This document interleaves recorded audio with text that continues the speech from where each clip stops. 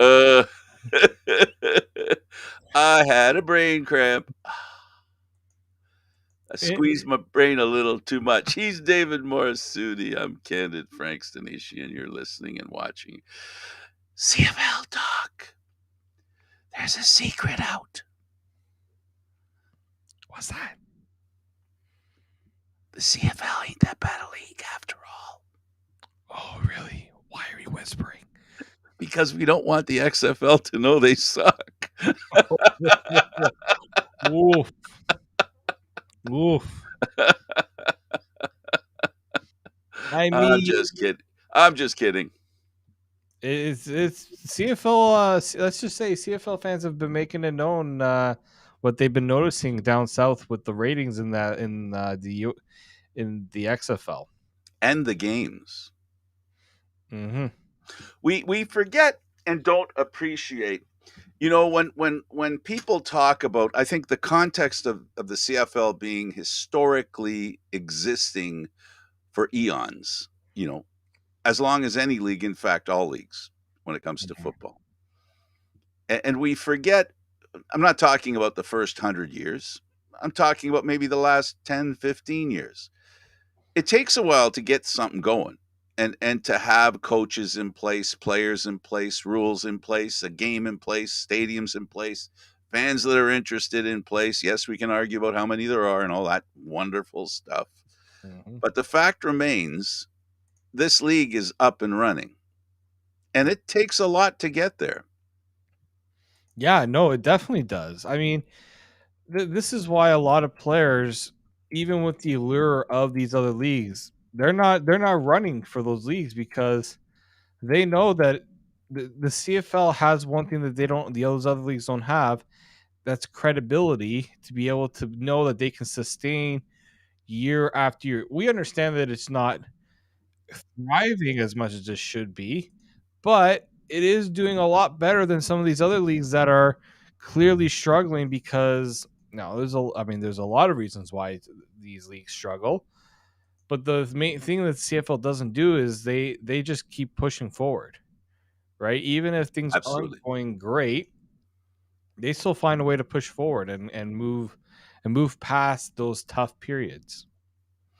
The existence of the league has been one that, a lot of us expect more because I believe that's a natural knee jerk reaction. We all want more. I mean, in life, that's the way it is. We get a new car. A year later, it isn't new anymore. We see another car. That stuff where the grass is greener, right? It's always like that. That's part of being human. But once you go in another car and you go, wait a second, I kind of like my car. But unfortunately, the test drive that, like you said, that CFL fans, and I'm sorry, I apologize to XFL fans if I was insulting. I truly am apologetic. That the point I'm trying to make very simply, and I'm sorry I said the XFL sucks. How do I know? I've not watched it, so I really wouldn't know. So, but what I do know is the reaction that people are having to the league. Basically, they're judging it for what they feel it is. Now, that doesn't mean the stuff that we're reading is true. It could be biased, but the fact remains when we sit down to watch the Canadian Football League, if we just sit down and talk about the games and the participants and what's going on, it isn't that bad a game, especially if your team is playing well. Admittedly, if your team is not a very good team, your perception of the Canadian Football League can be a little skewed to the negative. Well, especially when you hear the talk when the majority of the talk about the league is always mainly about how many people are watching the games versus what's actually happening in the games, then yeah, you're going to have a very different perception. And I think right now, for those that were complaining about how the CFL really bungled their opportunity to partner with the XFL, maybe they were a little too hasty to think that the XFL could just easily surpass the CFL, right? Like, and look, this is the thing about the XFL is to be fair to them, this is their first year, right? This is their first kick at the can with this new management group putting this forward. So I'll give them the benefit of the doubt that they're gonna it's gonna there's gonna be some growing pains, but they got to be willing to adapt. They got to be willing to make the changes that are necessary because it's right now it won't be sustainable. But if they're committed to it and they are willing to see it grow, then you usually will get rewarded in those situations. Yeah, well, what you're talking about is that they have to build up credibility. And that credibility that I'm referring to is that it's an enjoyable game to watch in a format that they enjoy being in. Like, that let's be clear, some of the big important points are beyond what happens on the field. The other thing is what's going on in the stands. We're watching with the Blue Jays now. They've done a 200-300 million dollar renovation of the Sky Dome of the Rogers Center. Why? Because it's not enough what's going on the field. There has to be something going on the side. The Hamilton Tiger Cats do the whole thing there at Tim Hortons Field. BMO, where we spend a lot of time at, is trying to do some stuff as well. And with the XFL, they have to figure out a way to make it a place to want to be. So, how many butts they have in the stands, or how many times they turn the turnstile, is basically, I think it's how they can fulfill the need of the fans. So in other words, the more people that go, the more people that have fun. It's exponential, right? It feeds on itself. The same way the negativity about the CFL feeds on itself. You have to somehow change the narrative. And the narrative right now with the XFL is that they're not getting a lot of good attendance. And some people are saying the games aren't as good as you would want them to be. But again, they haven't put together the games. This is it. This is their first chance. And unfortunately, like they say, your first impression it's a first impression, and you can only do that once. So, like you say, after that bad first impression, if that's what they leave the fans with, they got to work twice as hard to get them to basically come on down. Well, and I think maybe it's just them willing to say, okay, there's some things we need to change, and we're willing to change to make sure the product is as good as it can be, right? And this is something that CFL fans have been kind of complaining with the league for the last few years, is that the league has been okay with what's going on, but if the league is willing to grow and willing to see things get better, they gotta be willing to change things up a little bit, right? I was watching Bar Rescue. It's a show I like to watch. And John Taffer, who's the host of the show, he says every bar or nightclub needs to reinvent itself every 7 years. Some way, whether that's updating the bar, maybe changing some like a name or something like that, but it needs to happen. Otherwise, people are just it's like you have to give those who are regulars, those who are coming all the time, something new, something different, because then it gets bland and people are like, you know what, I've seen this 10 times, for the last 10 years. What's new? What's going to get me excited about this league? About So that's what I think the CFL should be looking to do now. What can the CFL do moving forward to get fans excited about the game? Not just the game, the league, the Canadian talent, all those things. Because leagues like this have to find a way to adapt. Yeah, what it comes down to, and the whole reason why we're having this discussion is because the CFL right now, I think, and this is my opinion, and I believe it completely, is they've recovered from the pandemic. That's history now. The way the games have been played, the way the teams have had a chance to put together the teams to compete against each other.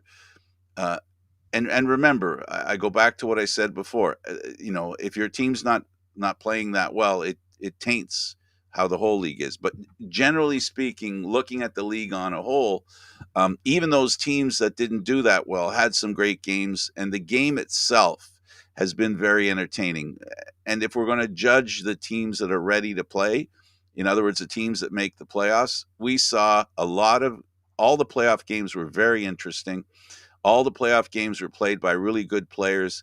All the playoff games had quarterbacks that, were able to win. Half of them didn't in the first round, and half of them didn't in the next round, and half of them didn't in the Grey Cup game. That's the way it goes, because so there has to be somebody that wins and there has to be somebody that loses. That's the name of sports. But along the way, all the games were entertaining. Now we follow the Argos a lot, so we get a steady diet of what the Argos do. We're up close with them, so they won the Grey Cup. Hooray for the Argos! But watching the other games, it's also the fact that I watch all the other games as well. I watch every game the Canadian Football League has to offer, and I can say without hesitation that the games that were played this year, for the most part, you know, to be fair, right, weren't perfect, but the entertainment level I think was high enough to be entertaining, and I think a hope for the league this year to be even better, and I think they will. I mean, we we work hard. We talk difficult, most people, about the Canadian Football League. It's less about what we've got. It's what we think we don't have. Again, that's the issue. It's not whether the game is good. Is it good in the way I need it to be, more or whatever, or less or whatever? Well, and let's not forget what people always constantly say about the CFL, right? Well, it's not the NFL. Well, no kidding, it's not the NFL.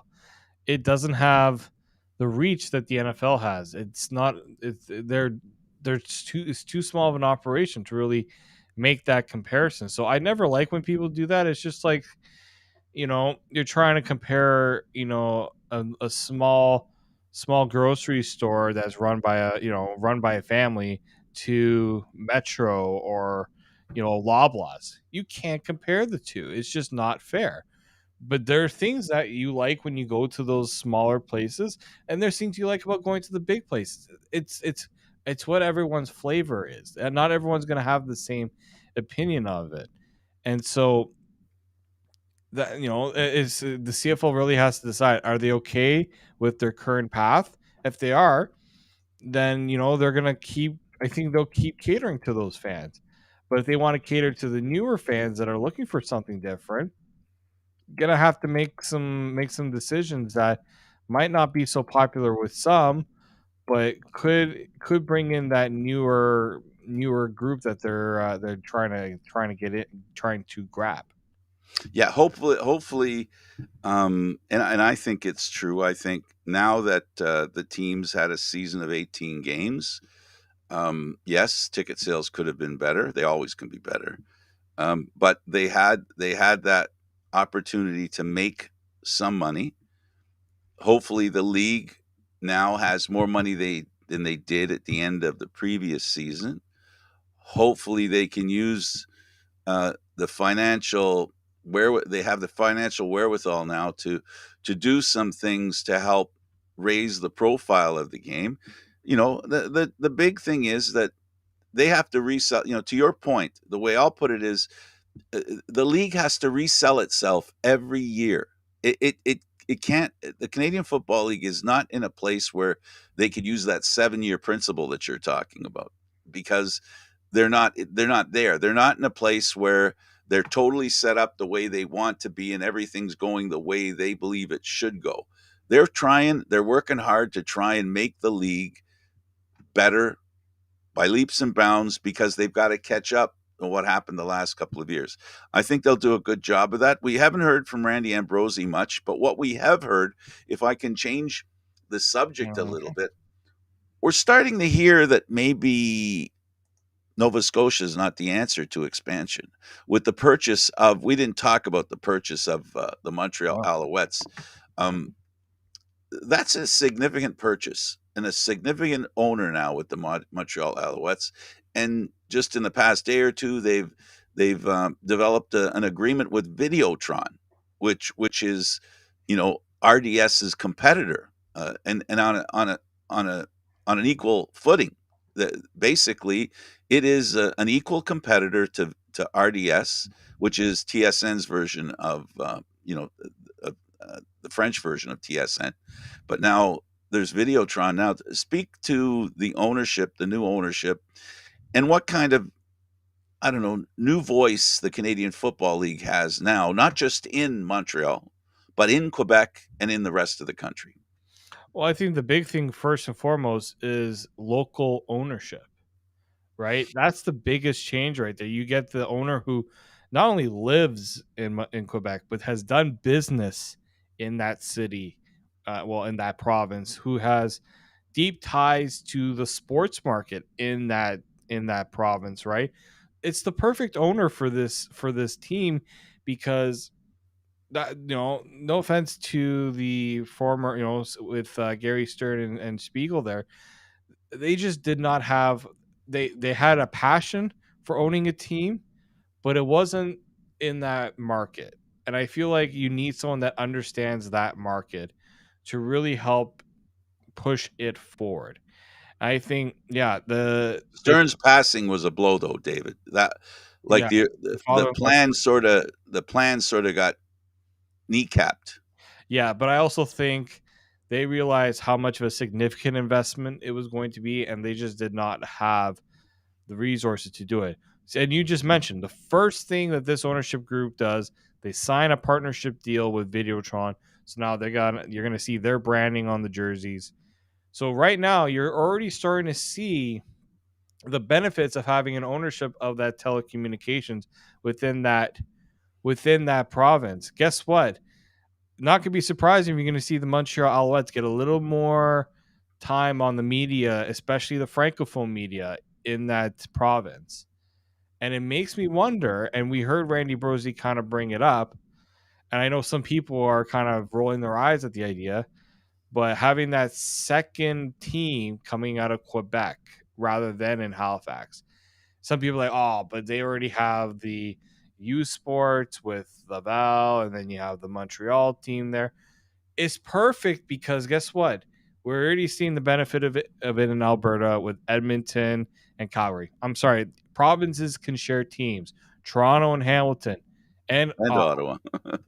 that has if there is a place for them to play. If the stadium, the first thing you always have to figure out with a new team, where are they playing?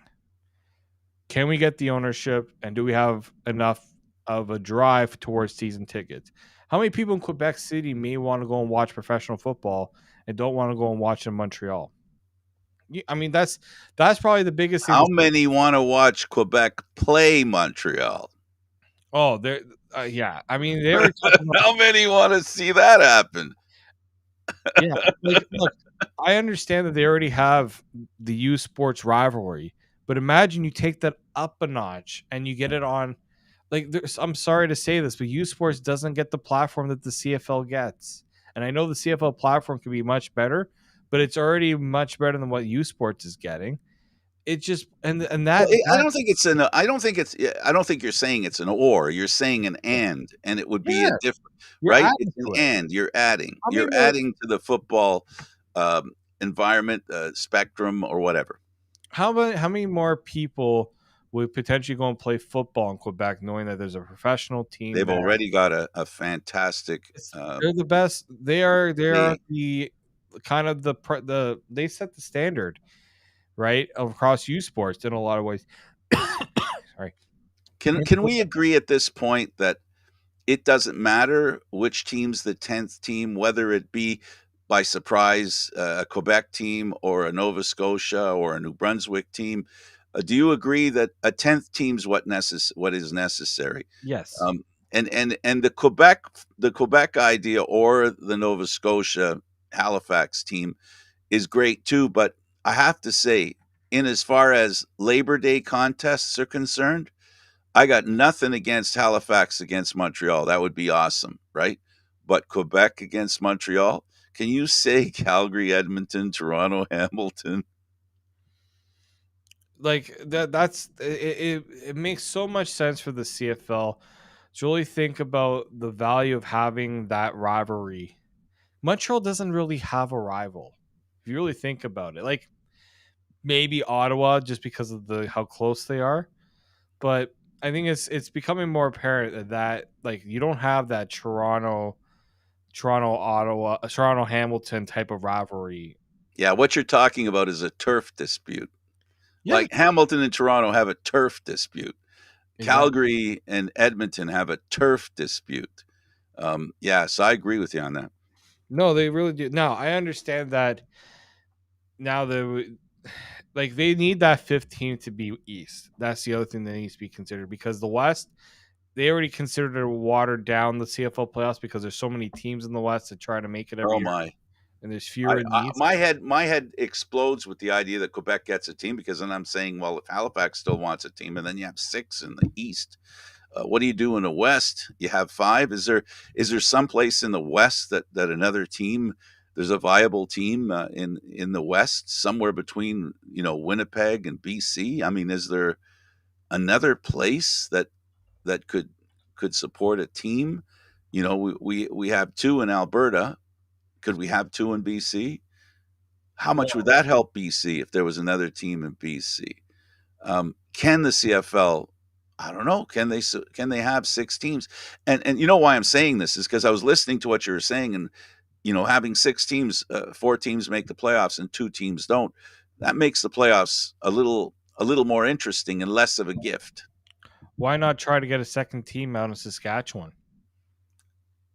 Right? Well, there's Why- Saskatoon's been quietly, they they The might football, like a football in team. Manitoba and Saskatchewan is massive, I and just don't know that they have enough people. There's only 1,000,000 people in all of Saskatchewan. that's true. I But mean, look, I think you have to look at okay, maybe if you're looking for major cities, is there another Windsor, one? Windsor? Well, and that's a then you put them in the Western Division. well, that's the other problem too, right? They already moved Yeah, Winnipeg that's why I said west west. of Winnipeg. You have to go Is west there a of place? Winnipeg, and like, just looking here because the thing is like it makes sense to go out east to Halifax because there's already that established football background over there. And the other thing that's been said by the Canadian Football League is they're okay with pop-up stadiums. That opens up a lot of opportunity in a lot of places. If Yeah. you sell yourself on that idea and you're okay with it. No, I get that. Um, yeah, I just think that yeah, if you're gonna, I think first off, just get this 10th team in there, and then if you're gonna do more expansions, see if you can get. I don't know if you can do two at one time, but the No, benefit I don't is, think I don't think the Canadian Football League could do two in one year.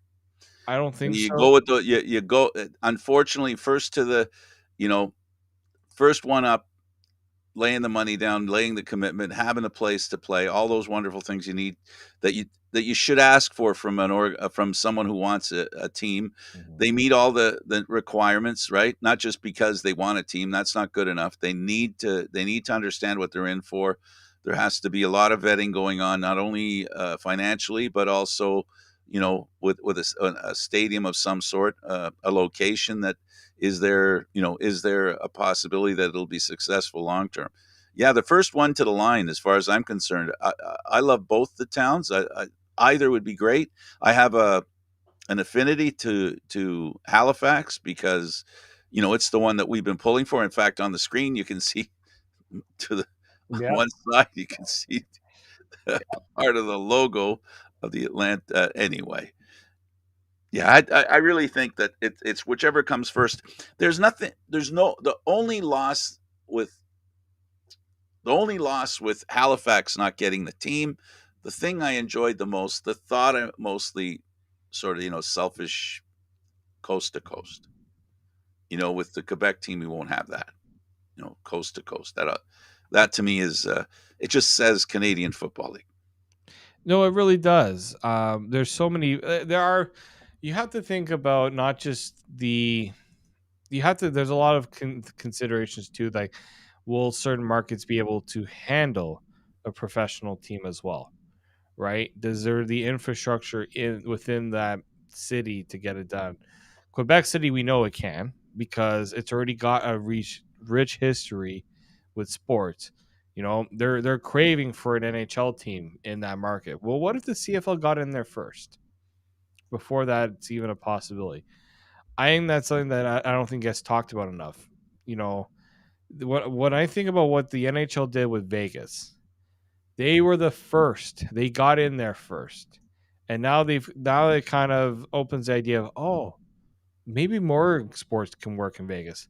So the NFL became next, but it was important for the NHL to get in there first because they didn't have to compete with the marketing dollars that the NFL then Well, they had a great opportunity to establish themselves yeah, undistracted. and they go to the play, they go to the Stanley Cup in the first year. That kind of helped them as well, Yeah, no kidding. right? But that's something the CFL needs to consider. If they want to get out in Halifax, they got to do it before something else tries to get in there. If they want to get out to, Well, they got lacrosse. They've got junior there in I'll Halifax. tell you this: I know somebody who works for the lacrosse team. He said their one of their last home games, the arena was sold out, and it was incredible. Sold out for lacrosse in Halifax, and that's not like an 8,000 seat arena. That's a pretty decent sized arena over Was there. it like 10, 11? I think 12,000. That's a good number in National Lacrosse League. Like it's incredible. It's a good number.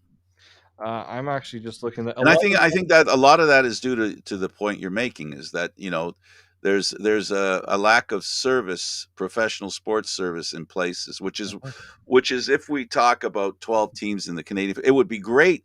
Just imagine it, not that they'd get two teams at the same time, but whichever team, whichever town went in first, if it was Quebec or Halifax, doesn't matter which.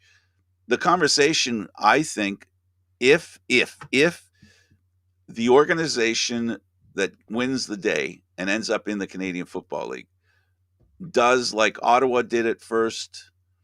Ottawa, came into the league with a bang, very popular. It's fallen since on hard times, but that initial success has given them a place where they can aim. In other words, everybody knows about the team.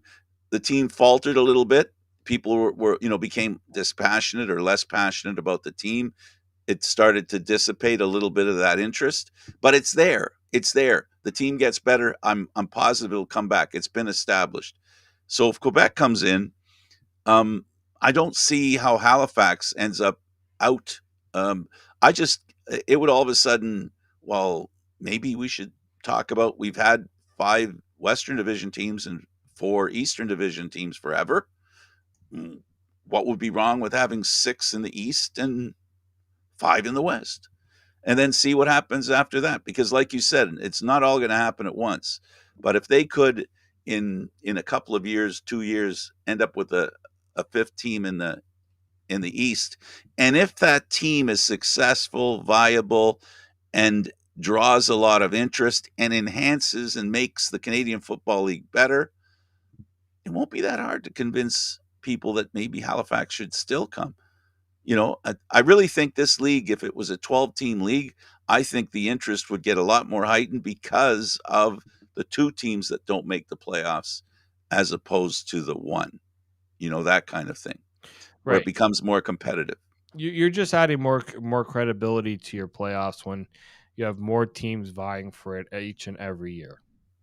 Absolutely. And I really like and enjoy the idea of either of those uh, cities being involved in the Canadian Football League. Okay, so let's move on to the next topic. You sent me a tweet. Yes, I I did. didn't retweet. Sorry, I didn't quote Well, it tweet. wasn't my tweet. It was a tweet that was sent out by a particular player who is no longer A playing. Grey Cup champion. Grey Cup, finally a Grey Cup champion. Actually, I will do is I will bring it up. I don't know if I have sharing ability, Frank. I don't know if I have the ability to do that. Can I give it to you? Let me see if I need it. If I need it, then I will definitely get it. Let me find the tweet first before I do that. Um, Oh, while you do that, I'll explain the tweet. mhm. Brandon Banks tweeted that a certain quarterback that played for the BC Lions has been signed, and he's got a guaranteed $200,000 contract. and he was saying, give the kid an opportunity. I have it here anyway. Frank, if Um, I just share, you just have to click the window to open it underneath me if you see it well, let me see here. I got to underneath you. in our. So where you should be able to see another window pop up that I've tried to share the tweet. I don't know if it's showing up on our restream. We Let me probably see. should have sorted this out before we went to air. No, well, this wasn't a plan. No. So let me see. Do video new. And if I turn this off, I apologize to everybody. If you go on the left side of the screen, Frank, of our restream, you should see it there. You should see it, Okay, I'm going to open it further, and there it is. and if you hit So the, we'll turn that on. there it is. Okay. So that, Thank you for helping me do that. no problem. You learned something new today. Yeah. Notice I didn't have my screen open wide enough. Mhm. Here, I'll even zoom in a little bit more. So this was a response. So first, Three Down Nation put up that Nathan Rourke signed a contract with the Jacksonville Jaguars that includes $221,000, and that's U.S. dollars in Yep. guaranteed money. But his former CFL team, the BC Lions, says he could have made more if he stayed in Canada. So Brandon Banks he came flying through off the top rope, as they usually say, and he said CFL always be there for him. Let him go experience to highest level without everyone thinking it's all about the money all the time. Trust me, that 220,000 US dollars will go farther for him than the $300,000 Canadian. Yeah, can I go first? Yes. Okay. Right on, Brandon. I agree with Brandon Banks 100%. He speaks to the fact that this kid has a dream, Yeah. and his dream is to play in the NFL. Nathan Rourke is a great quarterback who proved in 2 years, right? He proved he was good enough to play in the Canadian Football League. He proved he was so good to play in the Canadian Football League that the NFL said, "Hey, wow, let's have a look at this kid." And now he's got a chance to play in the NFL. I am not and will never be a person who dislikes any football. I love all football. I love the NFL. I love the Canadian Football League. If there's an NFL game on at the same time as the CFL game, I watch the CFL. If there is no CFL game, there's an NFL game. And if I want to watch me some football, I'll watch the NFL. No problem. Now, that's for me as a fan. So that's where so I'm just trying to establish where my heart lies and how I feel about the leagues. So when I see that Nathan Rourke wants to try and make the NFL, I say to myself, good for him. I agree with Brandon Banks. Keep in mind this $221,000 US, okay, is the ground floor money wise, right? We agree with that, right? Yep. If he improves his play as he did in the Canadian Football League over the 2 years that he was here, that 221 grows exponentially because right now they're only paying him to hold a clipboard and learn the game. As a third string quarterback, most likely. Third That's string quarterback. Let's not forget that. well, Um, if he's any good, and this is what Brandon is saying, Brandon Banks is saying, and he's 150, he's 100% right. There is no 150. He's 100% right. And his point is exactly, he's bang on. He hit the old nail on the head. he is most certainly right. I'm actually looking right now. I'm just doing a little bit of research myself. Like as a backup quarterback, I'm gonna just pick out. I'm just trying to pick out probably just okay. Chris Strevler, perfect example. Somebody who left the CFL to go to the NFL Not as a, and wasn't as effective a starter as Rourke. was not, yeah, pretty much lost his starting job. He came in, he went to the New York Jets in his, sorry, he went to the Arizona Cardinals. Cardinals first. He signed a 3-year contract that had an average salary of $761,000. He did play. It wasn't like he didn't play at all. Okay, so He he won a was couple playing. of games, Yeah, he got into right? a few games, and he Due was to an injured starter. yeah. So he was viewed as most of the time as the backup or third string guy. Special Yeah, plays. yeah. Then he went to the Baltimore Ravens the following year on a practice squad deal. Okay, he signed a 1 year deal at 55,000 just to be a practice squad guy. The following year, he went to the New York Jets, where he signed a 1 year deal for $207,000 to be a practice squad. Still not playing games, no expectations to play games, just to practice. Just to be around. $200,000. Last year, he signed a 1 year deal. He was the third, actually, no, sorry. He was the fourth string quarterback because they still had their top 3 overall pick. They had Joe Flacco. They had another quarterback, Mitch White, I think, and then it was Strevler. He made $895,000. U.S. You Hello. He didn't play that much, and he made that much money. So people say, "Oh, if he stayed, he would have made more." But if he shows anything this year, and he gives the NFL any inkling that you know what, maybe he could be a backup. That salary is going to be over $800,000 guaranteed. The Guaranteed. exponential nature of contracts in the NFL, it's mind-boggling. It he's Brandon Banks is 100% right.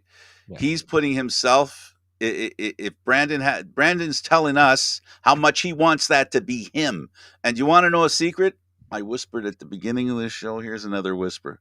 Do you have any idea how many other CFL players wish they could get a chance to sign that kind of contract? Now, what the other thing that I hate with this, with the way that they've put this, Brent, um, Nathan Rourke isn't just making $221,000 or $220,000. That's what he is guaranteed to make, whether he Right. plays, whether he gets cut. If he gets cut tomorrow, he's keeping that $200,000. People need to And remember that. I'm waiting for the other shoe to drop. If he plays, There it is. Here it comes. if he plays, he could make $750,000 this year. Next year he can make $915,000 as a base salary, and then the following year he could make over $1 million. Like we said, if he can replicate the successful level of his contribution to the organization, the team that he's with, where he walks on and they say, "Okay, well, here you're a third stringer, and then you're a second stringer, and now you're a starter." The CFL and the BC Lions, all due respect, I appreciate what the BC Lions said. They aren't lying; they're telling the truth. That they would have paid him over 500 grand Canadian, no doubt about it. And in CFL standards, So it's Foley decent. by Mitchell hit the jackpot at almost 600 grand. He hit the jackpot. There's nobody makes that kind of money in the Canadian Football League. That's a new stratosphere for. I don't think anybody's approached 600 grand.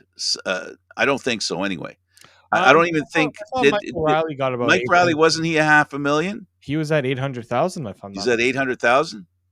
Yeah, and when he signed with the BC Lions, I believe his contract was over 800,000 a year, and that's part of the problem when Well, when they signed him was that they just did not.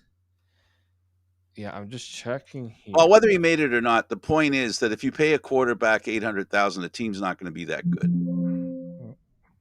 That's a reality. No, you just don't have the budget for it. But it's still 600 grand. The way I'm thinking, and I guess I should express what I mean, and I don't mean to walk it back, but my point is if I don't think a team can afford to be successful and pay a quarterback $600,000 a year. That's all I'm saying, and I'm sticking to that. And that's I just don't think a quarterback in the Canadian Football League can take that much money out of the cap and the team be successful without going over the cap. So I'm That's what mistaken. Hamilton's going I to have am to do. mistaken. It wasn't that much. He signed a 4-year, $2.9 million contract, which averages out to $725,000 a year. Was Which, it all guaranteed? well, at that point, CFL contract. I don't know how much of that would have been guaranteed, but I'm thinking that if you're giving Michael Riley a 4-year deal, I'm gonna. The thing is about the CFL, deals couldn't be 100% guaranteed. Right. My point is, I want to compare apples with apples, not apples with oranges. Um, the 221,000 US is guaranteed, right? Yes, What isn't guaranteed is the rest of that money if he should happen to become a backup, become a starter. right. In the case of Mike Riley, um, the money that you're referring to is the top end. That's the most he's going to earn. Yeah, he won't be. He's not. He won't be. There's no like escalator of that. If he reaches Right. no, that what he is making is what he is making. But that money wasn't guaranteed. So we're comparing the 750 not guaranteed against 221, which works out to almost 400,000 Canadian um, guaranteed. Yeah, So I think the point here is there's a lot more room for higher salary in the NFL than there is in the Canadian Football League. No one can deny that. And that's what Brandon was trying to say. And what he said, if you read between the lines, he can always come back to the CFL when he's done in the NFL. that was the big one there. The first thing he says, CFL will always be there for. You think the CFL is going to say, "No, you left us for the NFL. You Yeah, should." you took too much money. Bye bye. I don't ever want to talk to you Yeah, again. it's not happening. You if the BC Lions went on the high horse and said, "Nope, sorry, we moved on," Yeah. have a lot of other CFL teams are gonna be like, "Okay, here's what we can offer you. Yeah, When right. can you sign?" Oh, please. Yeah, He's totally right. Brandon's totally right. and There's Brandon there's no knows it. He has been a part of this. He has lived it. He has seen it. He's played in the NFL too. Let's not forget. Like we're not talking about a guy that's he's never no, he's experienced this. He's been through that before. He knows what that opportunity can do. We've seen players, even as special teamers, make it into the NFL, and then eventually they parlay that into something bigger. Alex Singleton, probably the best example, I would say. biggest He success. he landed a 3-year, $18 million deal. $18 million. He was obviously a great at 29 years old to get that type of money. That's life. You're set for life with that. Like it's that can be there for Nathan Rourke if he reaches that potential that we saw here in the CFL. And people to say it's you see I've seen it with other players. I've seen it even with quarterbacks who came from these other football leagues that have come into the NFL. You lose quarterbacks are getting injured more and more now, and you need that second and third guy more and more now, and teams will pay for it. Teams covet it, so that has to be something that people need to remember. I'm happy for the kid. Wish him all the best. I think there's a good possibility that he'll have some success there. He has mobility, he has size, and he's pretty smart. He has, I think, all the tools necessary to be a really good NFL quarterback. And I just think he's a great quarterback, period. And Mm-hmm. after seeing what he did in the Canadian Football League, I'm dying to see what he can do in the NFL. And yes, he's going to be carrying the Canadian flag. And everybody stop thinking of it as him. I hope people don't look at it as though he's saying the Canadian Football League isn't good enough. I know there's been some quotes from him that I think I'm going to cut him slack.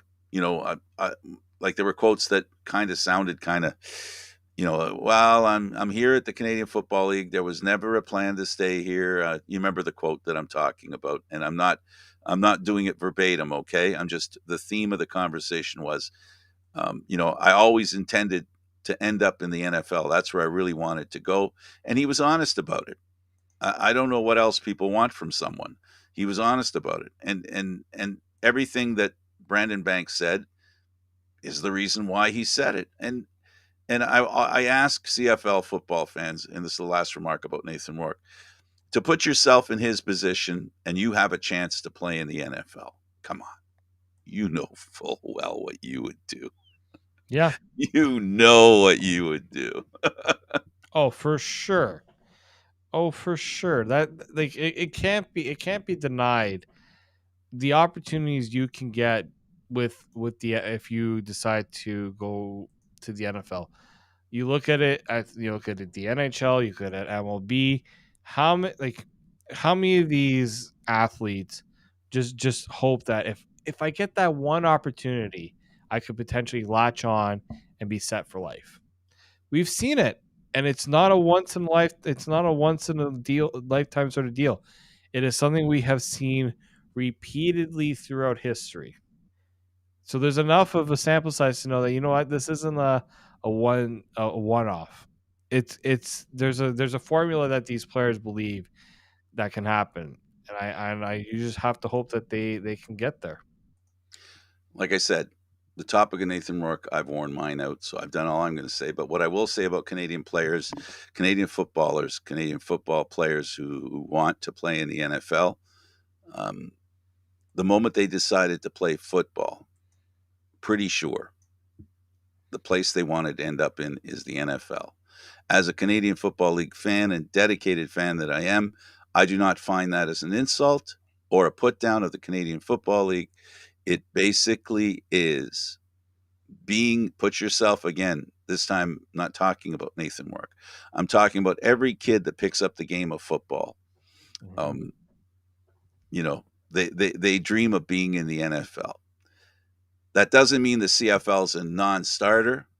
It doesn't mean the CFL is not a great place to play. It's not a great place to end up. It just speaks to the fact that the NFL is the most um, celebrated football league in the world. There is no other football league that rises to the level of the NFL.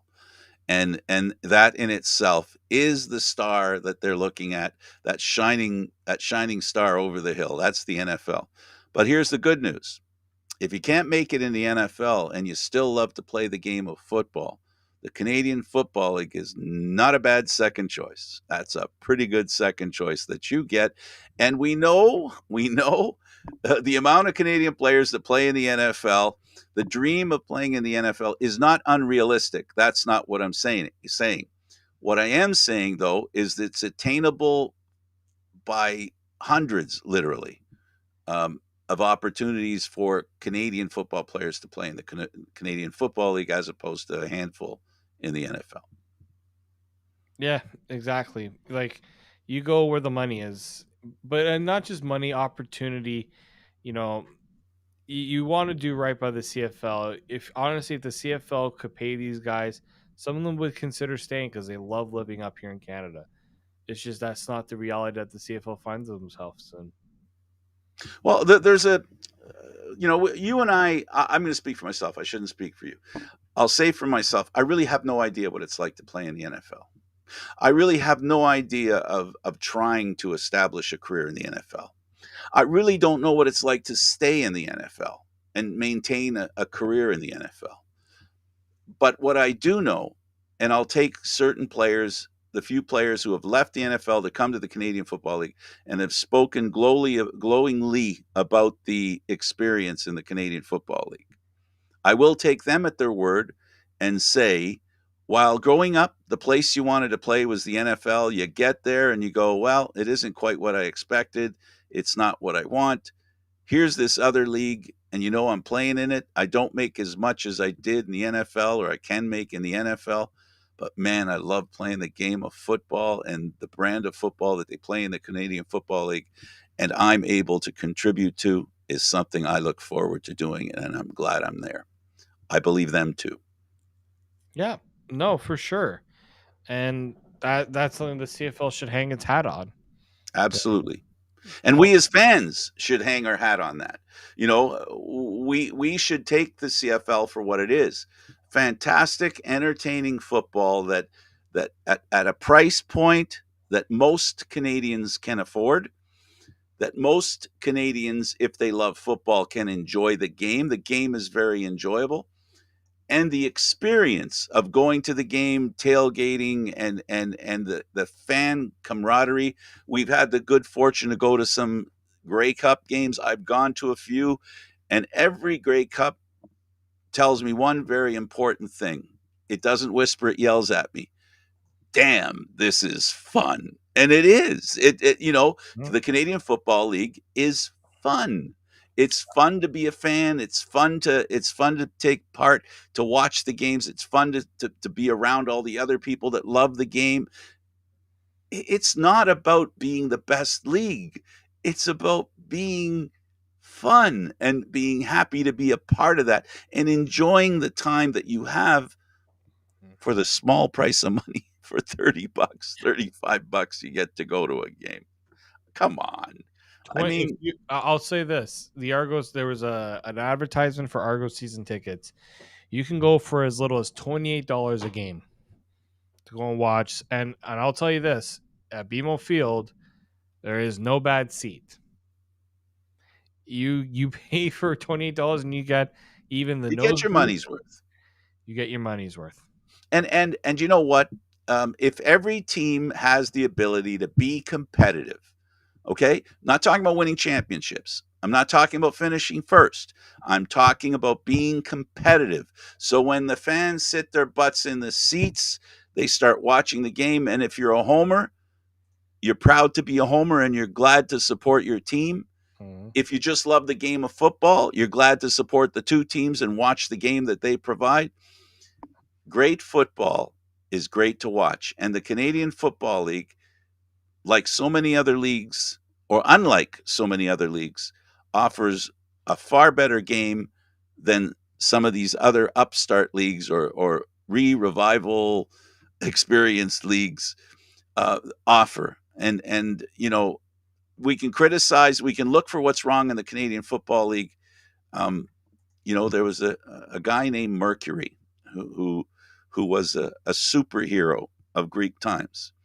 He wasn't perfect. He had Achilles. I'm sorry, had an Achilles heel, and so in perfection there is imperfection, and the only imperfection the Canadian Football League has, and this is the last thing I'm going to say about it, the only imperfection the Canadian Football League has is its fans. It's the only imperfection. We just don't appreciate the league long enough, hard enough, or with reasonable contempt as opposed to unreasonable contempt. And I love the fans, but we really too many of us are overly critical of the league. Yeah, and I'm also very critical of the league, but I'm looking at it from a different lens. And actually a lot of the things that I put out there are things that fans tell me. So it's sometimes it comes from a different. It might come from my mouth, but it's something that's been echoed multiple times already too. But you're highlighting the difference of what I was trying to say and what you're saying. What you're Yeah. talking about is constructively critical Yes. as opposed to negative. Right. There's a difference. Yes. For There. some, it's difficult to parse, but what the hell? I find myself. Yeah. I don't think I'm overly negative about the CFL, but I am overly critical about the CFL. But I repeat again, constructively, Yes. uh, as opposed again to being negative. Like, Anytime I express an issue I have with the CFL or something I see with the CFL, I always say, why don't they do this instead? right. Because it's easy to point out problems without offering a solution. Well, I personally, the one problem I had with selling tickets to Argo games was a couple of years ago before pinball came, the kind of games they played. Again, the key word for me for success for the league as a whole is competitiveness. And that's what the Canadian Football League is, a league that has to foster and create fertile ground for that to happen. And teams, organizations need to be a part of that. Without that, the league doesn't sell, the games don't sell, and it's bad for everybody. So, that's it for me. You got a final comment before we go? No, I think you covered it quite well. Oh, I appreciate that. Even a broken clock is right twice a day. I'll take that check next week, okay? He's David Morassutti. I'm Candid Frank Stanishi. You've been watching CFL Talk. You can check out all my shows, various types, on Candid Frank Stanishi on YouTube. Thanks for watching, everybody. We'll see you next time. Hey, CFL's on its way back. It's getting there.